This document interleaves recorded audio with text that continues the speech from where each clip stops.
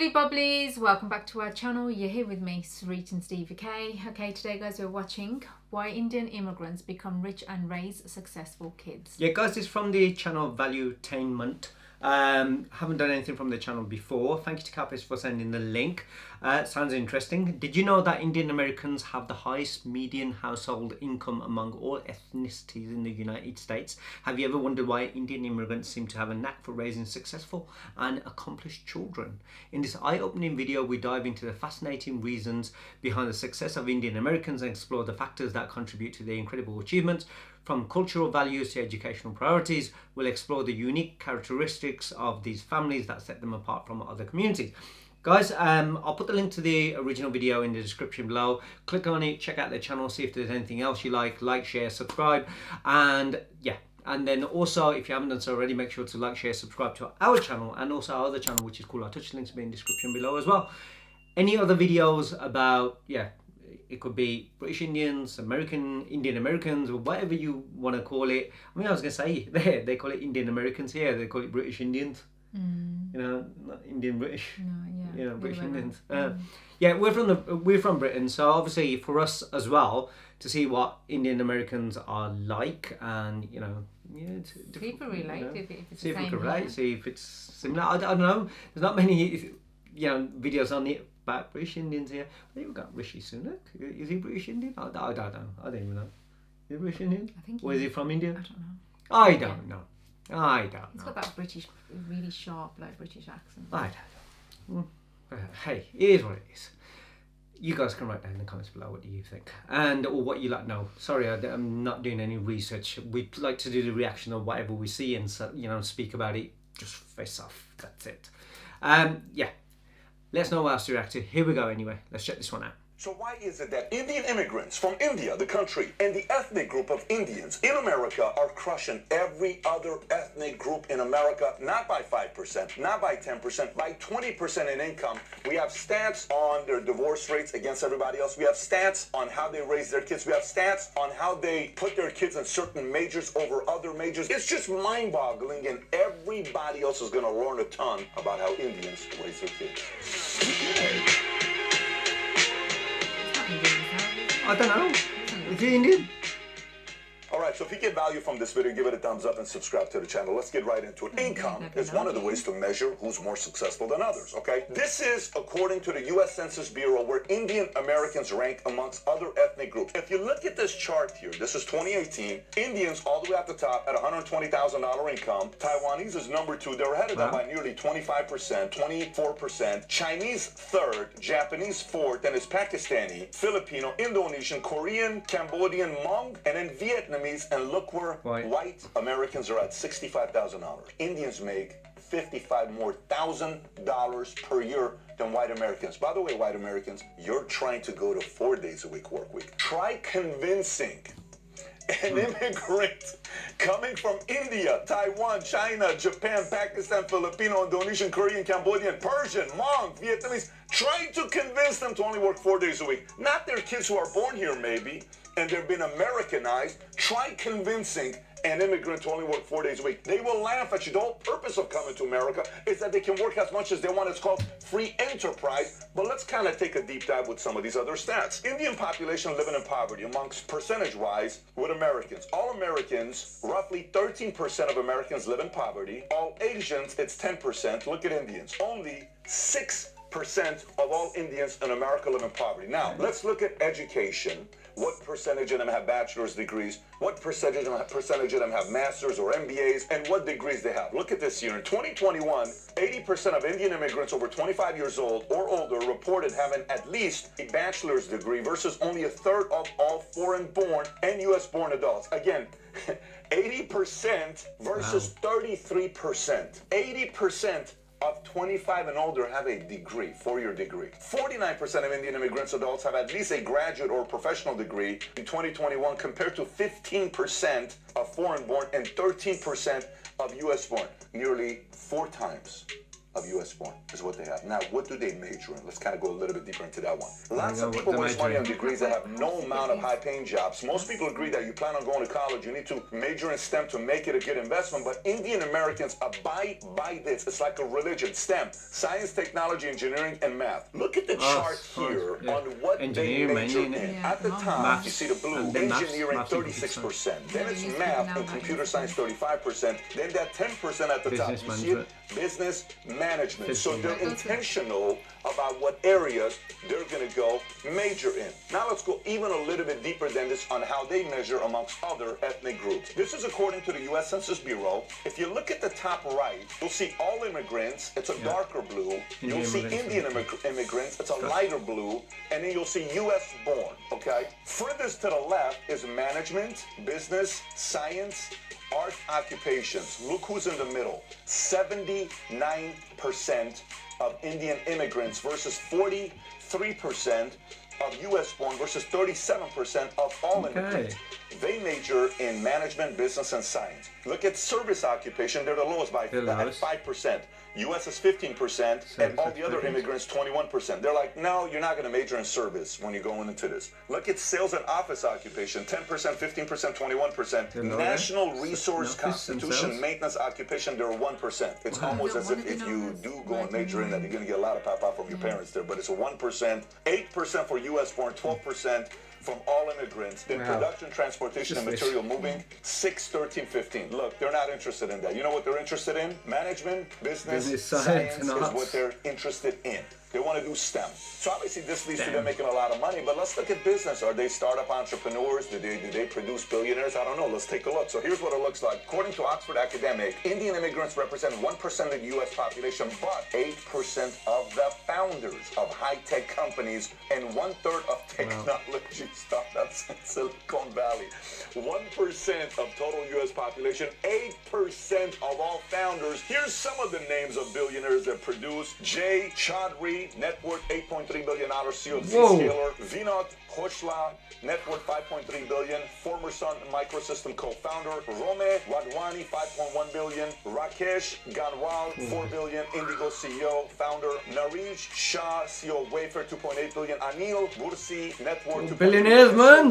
This is working on how they're producing and what they're majoring in. Now let's look at family perspective. What do they do that's different when it comes down to the family? Well, one thing that's interesting is it's very common for multiple Indian families to share a home while building a business together and continuously expanding the business. So it's almost like the concept of delayed gratification. Hey, let's live together, let's minimize expenses, let's put all the money we're making back into the business rather than splurging and wasting money all over the place. A couple other things to be thinking about. When it comes down to divorce rates, did you know Indian Americans have the lowest divorce rates in America? Very interesting, right? Now, some of you are going to say, well, of course they have the lowest divorce rates in America because they have arranged marriages. They may in India, but not necessarily all in America. It does happen, but it's not as high of a number as it is in India, and it's gradually going away. Anyways, well, let's look at the stats here. According to National Center for Family and Marriage Research, blacks, they have the highest divorce rate, 30.8%. Hispanics are 18.5%. Whites are 15.1%. Other is 12.4%. But for Indian families, you ready? There's some studies that say 1.3% and some that show 6%, but they're lower than anybody else when it comes down to this. Obviously, some of it has to do with culture, ritual, all of that, but they have a lower divorce rate than others. Again, this is purely based on statistics. Couple other things. We looked at this website called IndiaParenting.com, and we saw these 10 things that they do as parenting that's different than others. Some of it you may say, I had some of that with my parents, or I apply some of it myself, and some of you may say, yeah, we definitely don't do that in America. Yeah, let me kind of go through it. Number one, they promote kinship. Indian parents make it a point to foster relationships and association with their social and family acquaintances. They edify their children to be in social connections and also maintain healthy connections with their relatives. More so, they stay as shelter beside their children till they are married off, right from the children's infant ages to their marriage times. Even after that, the parents support their youngsters emotionally in order to provide the much needed support. Ideal Indian parents create a social environment where the concept of family is expanded to all. So they're selling family, they're selling kinship, they're selling let's stay close. They're edifying That's that what we grew up lifestyle, in. and the kids no, are no. emulating whatever the parent, the leader, Everybody. edifies. That's what they Emotional, want to do. the Number emotional two, part. self-sacrifice. And almost every Indian parent sacrifices their lives in some way Yeah. to devote themselves in raising their do. kids. Indian mothers forego their dreams and passions to take care They of their do. children. That, yeah. Fathers often make compromises in their careers Yeah. to ensure well-being Yeah. of the young ones. I Interesting. know, 'cause Every we've done all parent's that. life becomes about pouring into their kids, and look at the types of kids that they're developing. Number do three, all that one. trustworthy and friendly. Trust is one thing that Indian parents mostly possess. This factor makes them the best friend of their children, at least Indian till mothers. their adulthood. Indian Yeah. mothers become the best friends of their sons, while the daughters love to confine their secrets in their fathers. What? Let me say that one more time. Indian mothers become best friends of their sons. Yeah, while I know the that. daughters feel comfortable sharing Some are close and to mum confiding and daughters are close to their fathers. secrets to their fathers. Does that sound American? Or is it like, you know what I'm saying? Very interesting, right? When you think about the dynamic here of how this looks. Let's go to number 4. Quality time. Indian parents, amidst their busy schedule, give quality time to their children. They spend great time with their wards instead of just letting them grow in their own way. They're involved. They're not letting them go and let society raise their kids. They're very much involved with their kids. Number 5. Nurture Many. the talents. When it comes down to Indian parents, they're extremely Not good at all. identifying the skills and unique talents That's of their what's my children. favorite. They toil hard to enhance those special gifts that their kids are blessed with. You would often find the Indian kids, teenagers, Maybe and young it's just adults where they getting are, well okay. acclaimed in a number of creative fields thanks to the dedicated and loving Indian parents. Number 6.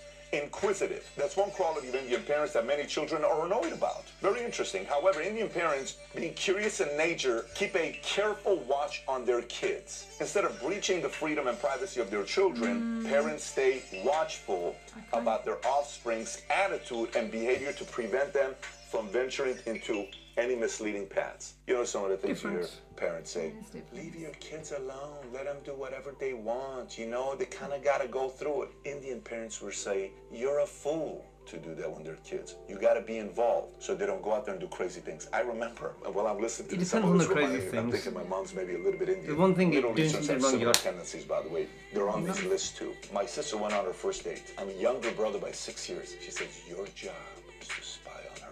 You're going to go everywhere she goes. So I'm like, no problem. Yes, sir. You know, it's like, yes, ma'am. So me and the friends, everybody had a job. I'm watching from the top. He's here today. That's why, yeah, your family. Follow him. I'm a 14, 15-year-old kid. We're trying to follow exactly where this guy's going. Watching everything to come back and report. Look at that concept. This kid had to do this with his sister. Some tells me Indian parents maybe do a little bit of that as well. Sisters are watching the same. You were the annoying brother, were you? I was very protective. Power to all the protective brothers out there. We need more of them out there. I'm hoping Tico and Dylan will be the same as well. I'm Some sure can be they a will bit too much. Okay. Yeah. Culture. Maybe not Indian to have parents nothing to do instill with the them. fundamental culture and religious values into their children right at their childhood. India is a country that has deep-rooted cultural values. Yeah. Its traditions and legacies are well maintained. Indian parents make it a point to impart the same value to their children. Don't go away from your values and principles. Keep selling it to them. Number 8, religious tolerance. India is a land of diversity with multitude of ethnic races having dissimilar values and ethos. Indian parents infuse the ethics in their children that let them respect people hailing from different religions, castes, creeds, and races. Respect. So it's like, hey, you got to respect everybody that's yeah, out there. Makes many sense. Number 9. parents. Ready? This one's going Not to be a little every bit parent. confusing for some of you. Judgmental. Indian parents are highly judgmental. That definitely helps them in keeping their children safe from negatives. This is also one of the best qualities of an Indian parent to implant the same insightful abilities in their successors. And last but not least, number 10, multitasking. Most Indians are hardworking. They are diligent when it comes down to handling their parenting tasks. The moms and dads in India do great multitasking while managing their personal and professional life. They strike a fine balance between their times and dedicate adequate time to both their children and their jobs. All right, so look, you may agree with More some so of the things, now. you may not agree with some of the things, but Yeah, the now. results Definitely is now. there. It shows you the Yeah. numbers, what they've Not done, before. and there's a Not lot to be learned from what they're doing. Here's a few different takeaways. Number 1, if your kids are going to go to school, don't wing it. Speak to them Yeah, about they what give needs us to be any time. considered then. Get involved in what degrees. I watch how involved Tom is with his kids going and taking degrees. It's amazing seeing parents that are involved and saying, hey, look at this, look at that, let's research the new this together generation, rather than not do the whatever old you want to do. generation. Number 2, superior work ethic. They don't Very- There's a bit of compromise two their things. work ethic. No one's going to make There's a them lot of not work work they hard, work. including Yeah, the we're talking 4-hour work week.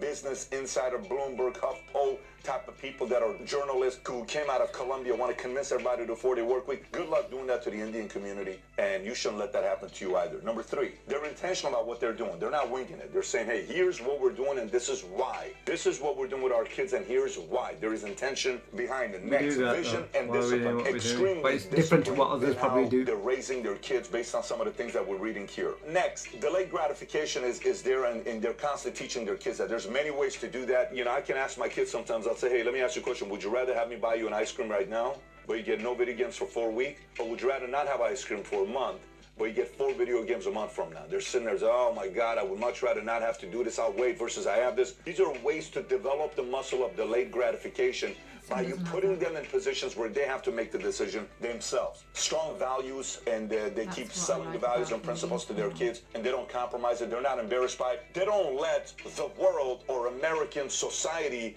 make them feel guilty about what they believe in and become softer and more gentle. No, this is what we stand for, kid. Here's who you are. Here's the family you're a part of. This is what we're going to be doing. Now let's figure out your talents and help you go out there and do big things within your life and make us proud, make the family proud, but more importantly, make you an incredible net positive to society. Hey, quick shout out to Indian parents out there. I salute you. I respect you for doing what you're doing. You make the world a safer place by raising kids based on high standards and high values and principles. Thank you for your hard work and dedication. Anyways, if you got value from this video, give it a thumbs up, subscribe to the channel. And I got another video. We shot this a year ago, I want to say in Boca. How to raise successful kids. If you've never seen it before, click here to watch the video. Because I haven't seen any of his videos, but it was good. It was good. I'm not saying I'm disagreeing with the stuff that he's saying. Obviously, just some differences. I think maybe it's because we're British Indian. The only thing I was going to say was, yeah, like there was while we were growing up, it was a whole lot of cultural values, traditions, beliefs, and society and stuff like that. We grew up around big families and uncles, aunts, and everyone supported. We want be here. We're with someone, and we're always meeting. And we grew up where everyone's working, parents were all working most of the time. So it was like quality time would just more or less be on mainly special occasions or near to the weekend if we're lucky, but they were working hard. But at the same time, it was like they're helping each other buy their houses and doing all those kind of things. So involved in each other's lives. It's so involved in each other's lives. I mean, sometimes we as children didn't see seen, to be honest. We were told what we had to do and what our roles were and how they wanted us to be, but it was like you can't ask them questions why and stuff like that, which I understand. But I think we're different. Obviously, this generation, now we I think it's work changed. hard ourselves, but we make sure we have time for our kids. We make it to a priority. We were busy working, we didn't have time for you guys. We make that time for them. And the other thing is, it's like back in the days, maybe they're talking about this generation. No, I think they're talking about both now. I mean, those billionaires are in their 50s and stuff like that. I'm sure that their parents are probably older. They're older than us. Just compared to no, I think they're talking about all in all. But I also, on the other thing, I'm just saying it from our point of view. We're like different. Like now, we didn't tell our daughters that they have to study all the time. They got to come home and study. They did it just because they wanted. You know what I mean? They just studied and they just went to university. They knew what they wanted. We didn't force them or direct them into what they had to become. Whereas for us, for me, I know I used to be forced. Yeah. And I just didn't like it. And she didn't like it, and didn't do well I was told just like that, the work in business, because it felt like everyone else was working in business. They didn't see me being a doctor. It wasn't me. Obviously, I didn't want to be a lawyer. I did study law at the end of the day, but it was business. Business was the big thing, and my parents had their businesses, and they were directing me to do something that. But I was into media. I was into sports, and it was like, no, you don't want to do that. That's not really, I wasn't even given a choice. Yeah, I wasn't given a choice. I think it was just the fact that everyone else is doing business, and later on we want to open our businesses, and he'll know a bit how to run them, kind of thing. My phone didn't even come to me. It just ticked what boxes I was going to do, business and finance. So, I didn't want to do and it. this is how it was. But then we, on the other hand, from what we learnt, we said to our kids, you do whatever makes you happy. So they are doing what makes them happy, but they're doing it in their own way and without us pushing. And yet we've been in their life, and yet we've sacrifices thing that that we can relate to. But I think it's the thing of the beliefs and the ways. We just do things differently, but we all want that same thing. And the values, I think values and beliefs change in the way that how you want, you know, like if you feel like you don't fit in here or you don't want to do it, you don't just follow things just for the sake of it. Yeah. You create your own, create your own family environment, but you still be there regardless. But I do believe the whole marriage thing that you wait, even if they get married, you're still there for them. I'm there until then and there after that as well, regardless. What I do believe is even here as well, you know, the statistics of the jobs and the divorce rates and also all of that, even here would probably be the same, a lot higher. Higher. Know, I mean, at the level, like education-wise, and university degrees and all of that. You think that immigrants? The same. They're similar to America. Definitely. Yeah. I mean, I even the divorce rates, like if couples don't, you know, they tend to still majority of the time still be together, don't they? But it has been going slightly, but I still don't think it's compared to everyone else. No. Yeah. But then again, I don't know the stats of the UK. It's just from personally knowing people. Just a guess, you would think, from education wise. You think about it. If you go into any hospital, we have doctors from India. Every doctors, nurses, everything is from India. You go to a dentist.